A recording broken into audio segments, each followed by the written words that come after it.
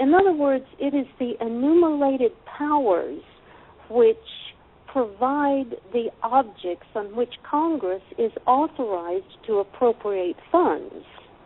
They can pay the salaries of those on the civil lists, the senators and representatives, the president, the attorney general, the federal judges. The reason we got, the first principle is this: Congress is only lawfully authorized to spend money on the enumerated objects of its spending, of its powers. Do you understand that? Yes, and okay. and that's kind of where on his budget amendment. You've seen that. Yeah. Yes.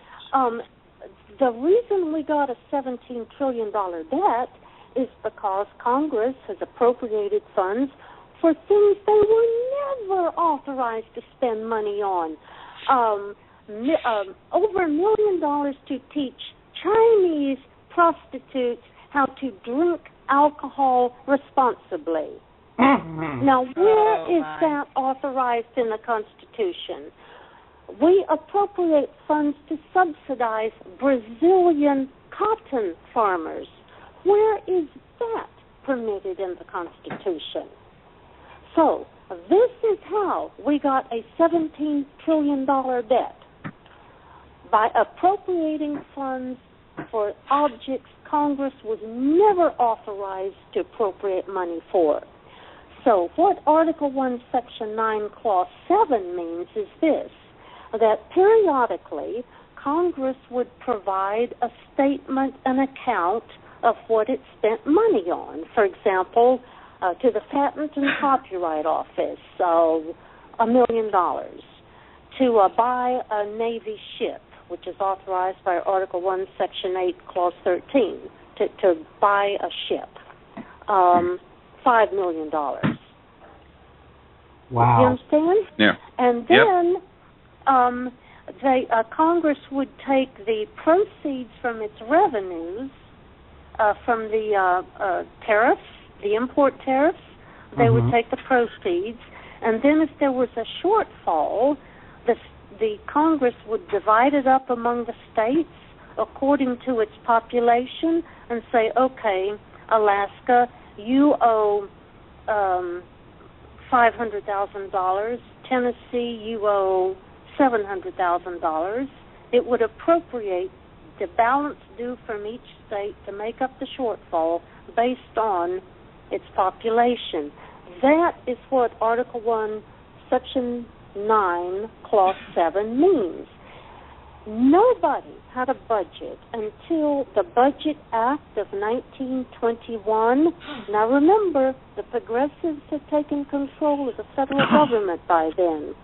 It was with the Budget Act of 1921 that the executive branch started preparing budgets. And the president didn't see that he was limited by the lists of enumerated powers. The president said, well, I think we ought to spend money on this. I think we ought to spend money on that. And so the president started preparing budgets in 1921 and then sending it over to the Congress, and Congress basically rubber stamped it.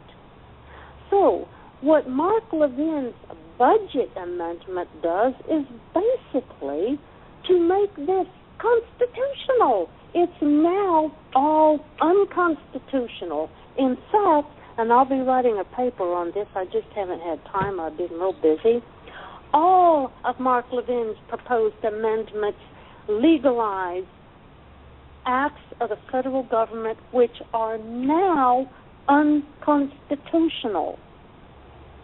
Wow. Such as the budget. It is a massive hoax.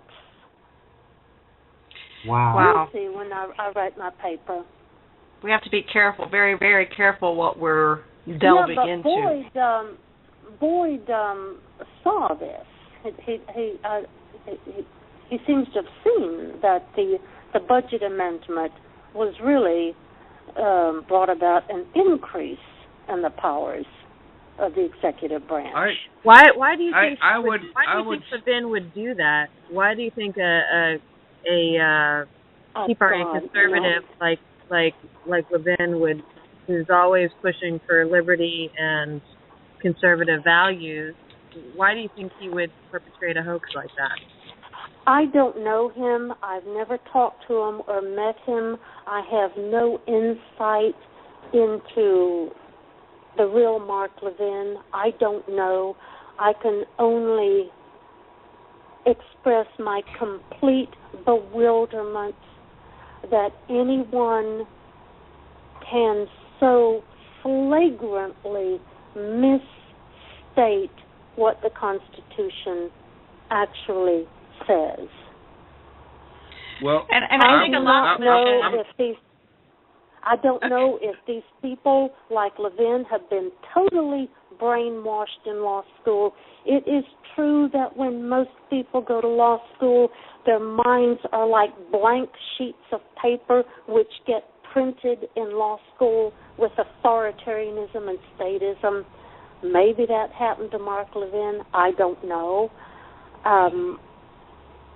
It could also just be his interpretation of what it says. No, it is not a matter of interpretation because the Constitution, for the most part, is very clear on its face. The things which are not so clear on its face, such as what is the general welfare? What does the General Welfare Clause mean? That's easily determined by reference to Federalist Paper number 41, the last four paragraphs. What does the Interstate Commerce Clause mean? That's easily ascertained by reference to Federalist Papers number 22 and 42.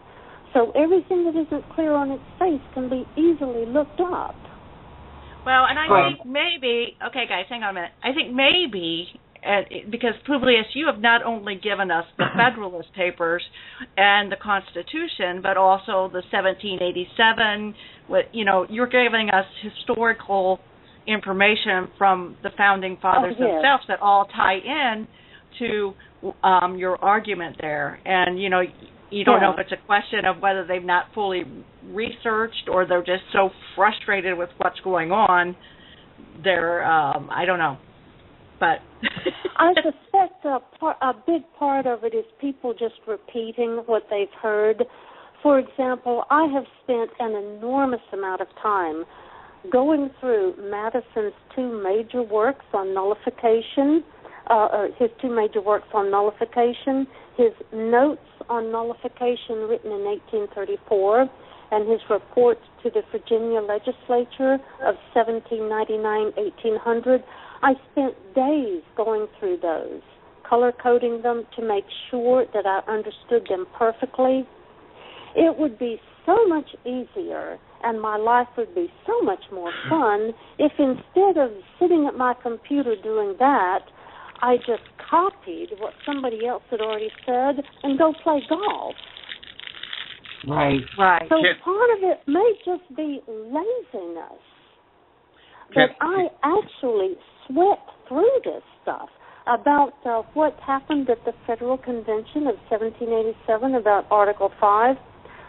I spent 2 days flipping through every single page of Madison's journal looking for it. And I had to go through it page by page because they kept changing what they called it. At first it was Mr. Rudolph's 17 propositions, then it was Rudolph's 19 propositions, then, they kept changing what they called it. Well, the only way for me to make sure I had every one was to, go through every single page. Well, that took 2 days.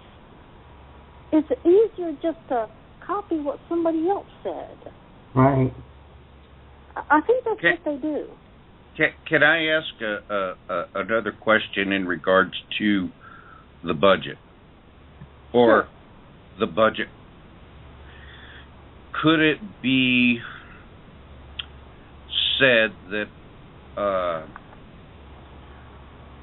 that the appropriations could be, it didn't say yes or no, but could it be interpreted that that appropriations could follow a budget type of a process where, say, like for the Navy, okay, the Navy wants X amount of dollars to buy ships, arms, and stuff like that, whereas the Navy, rather, than submitting a blank number, or, an X dollar number to the Congress, that they actually submit to the Congress a budget of the breakdown of all of that money that they are asking for.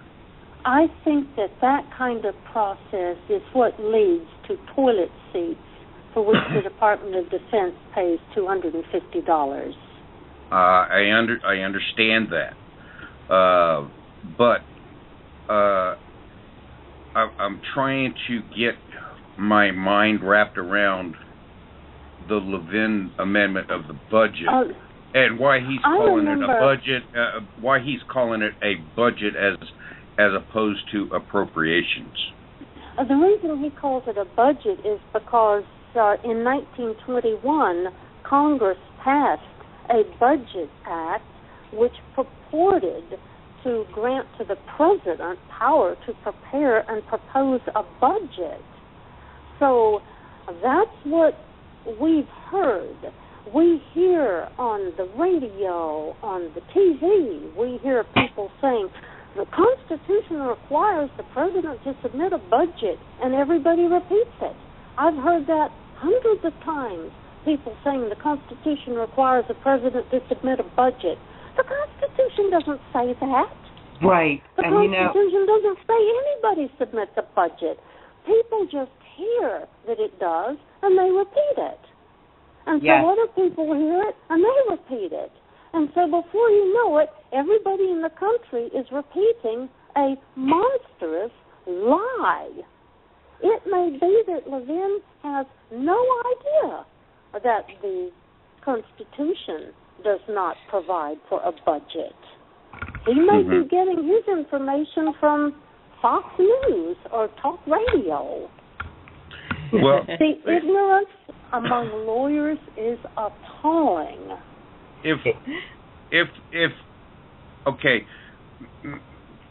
Still sticking with the budget because it's an issue. If Congress was to go in and amend the Budget Act of 1921 and takes the executive branch out of it for preparing a budget, but Congress can prepare a budget, would that make it more constitutional than what it is right now? Okay. Congress can only lawfully appropriate funds for the enumerated objects of its powers and for other purposes authorized by the Constitution. They can appropriate funds to pay the salaries of representatives and senators and federal judges, people in the executive branch. They can appropriate funds to build a ship for the Navy.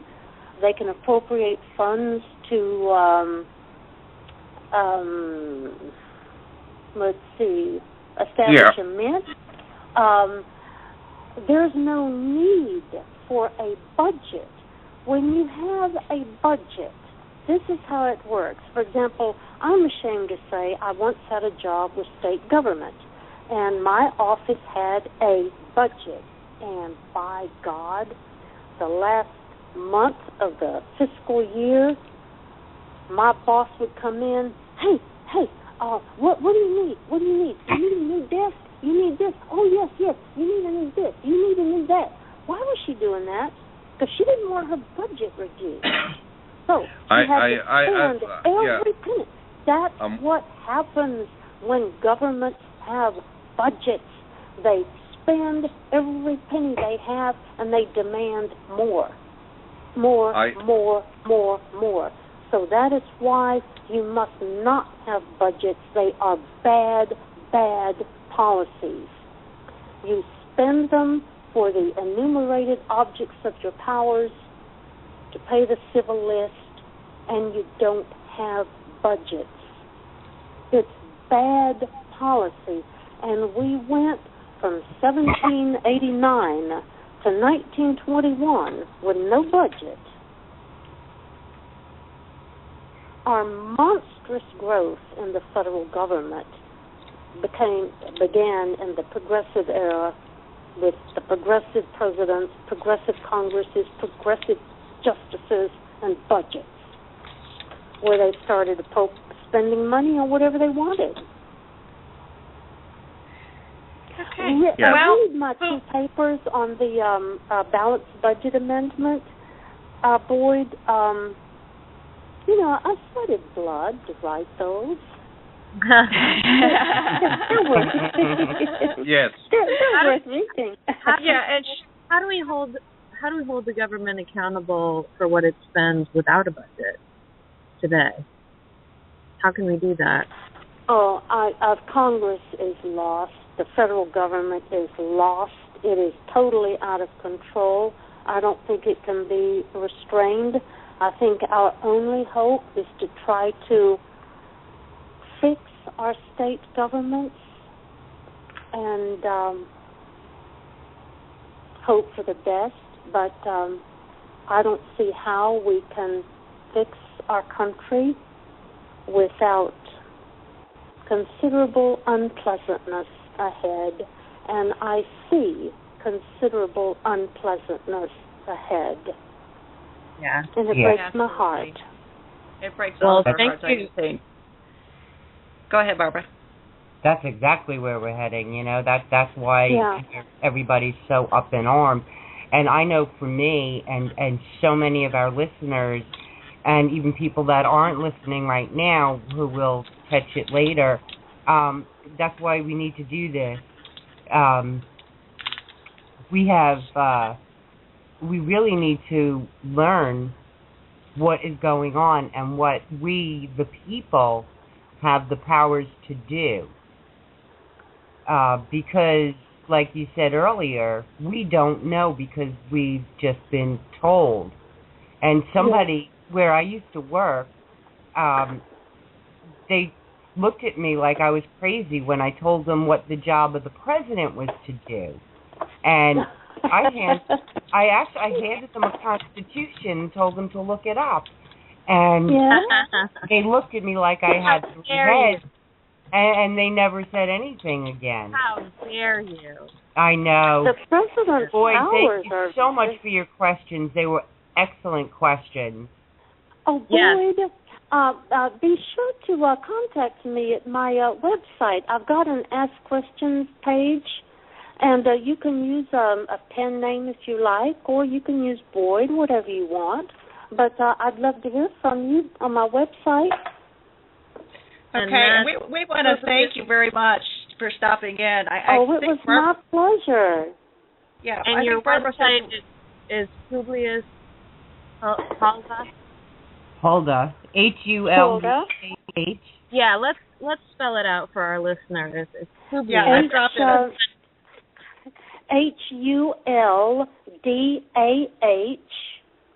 Yeah, he was the prophet at 2 Kings 22. Remember, the law had been lost, and when they were making renovations to the temple, they found the book of the law, and the king said, "Take it to Huldah, see what she says." She said, "This is the word of God."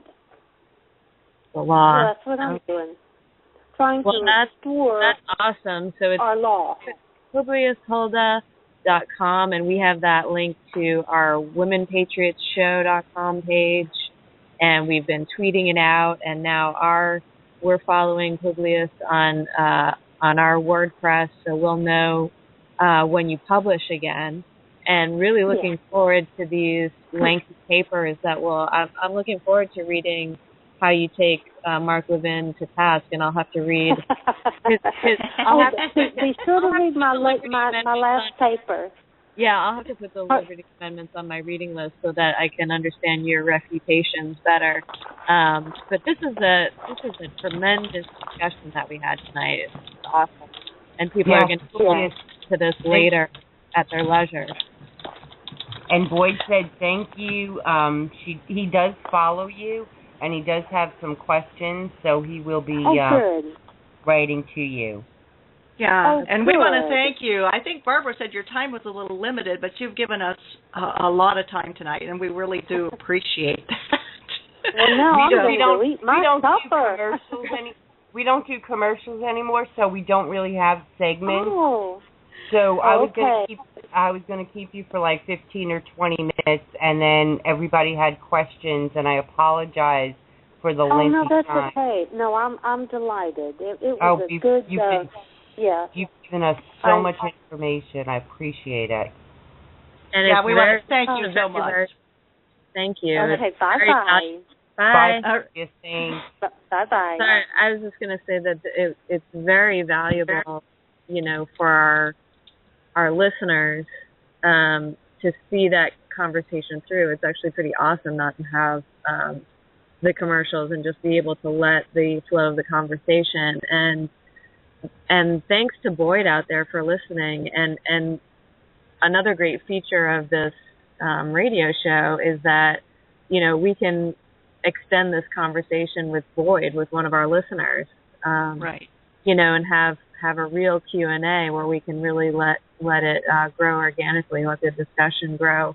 Right. And I think that's going to be great. No matter when you're listening, you can listen to this later on. We'll put it on our page. Absolutely. I love that she gave us the extra time, because I know, Barbara, you had said maybe 15 minutes, and I was thinking, but she was so gracious to stay and actually answer Boyd's question. I know he's got more. So that's actually Jude, Boyd. She's our newest member. Jude Eden is on our panel now. We are now a 3-woman show. So she does politicalanimalblog.com, or you can find us on womenpatriotshows.com. That's our new website. Find us on Facebook. We're at Women Patriots on Twitter, so you can follow us on any of those numerous ways. And we do want to thank you for actually listening and joining in our conversation, because that, like Jude, that was great. I mean, because I don't follow Levin. I know you all think I'm nuts. I don't listen to Rush. I don't listen to Hannity. I don't listen to Levin. I pull things like when I have time, but I'm extremely busy. I do computers all day, and I've got my face, in like upgrades and hardware builds and servers and all this kind of stuff, and I get snippets here and there. I don't watch Fox. I don't listen to anybody regularly. I read what a lot of different people put out, from conservative places to the Huffington Post to the Wall Street Journal. I read a lot of different stuff, and it's like, nothing comes from just this one place, Right, and she's so knowledgeable. I've been following her, and she's been on our show before. She's just so knowledgeable. Yeah, and really the way, real clarity of explanation, and like I was referring to, the Federalist Papers are not an easy read. It's difficult reading. When any philosophy, and this is political philosophy, that you sit down and read, like, you have to take care to read and really understand. And scholars spend their lives studying these speeches, these writings, and just as Publius has done, this is a lifelong result of lifelong study. 40 years she's been. Right, and a commitment to the Constitution and our country. I mean, it's just phenomenal. But I wanted to read to you real quick, because she has a post by Mark Twain, and I think we all need to follow this a little more closely, because sometimes we just post things without necessarily looking at him. And it's actually from the autobiography of Mark Twain. It's a quote she has on her page, but she said, "In religion and politics, people's beliefs and convictions are in almost every case gotten at secondhand and without examination from authorities who have not themselves examined the questions at issue, but have taken them at secondhand from other non-examiners, whose opinions about them were not worth a breath parsing. I thought that was a very good quote, and I just wanted to get that in because it's absolutely correct. Because how long, so many people are saying, well, it's in the Constitution, separation of church and state. No, right. It's they not have no the idea what Constitution. they're right, and they don't understand what was meant by the separation of church and state. Absolutely. But this actually goes broader because we're talking about reading and understanding, and we have a whole generation that was from the especially the early 90s on with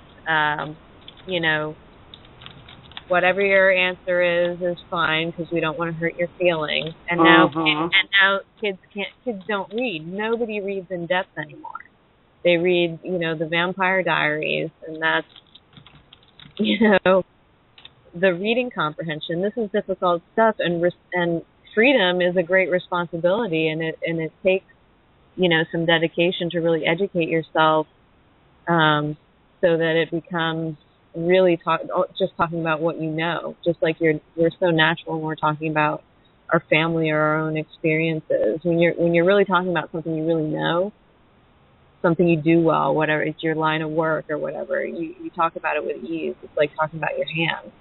Yeah, well, that's the way we have to become with our understanding of the principles of liberty, I think. Absolutely, right. And we're so far from that because how many people just are watching the reality shows and that kind of thing on TV and not paying any attention at all to what's going on in the government, and yet it's our responsibility, and we've let that we've been negligent in that responsibility, and I think what I take from this is everybody.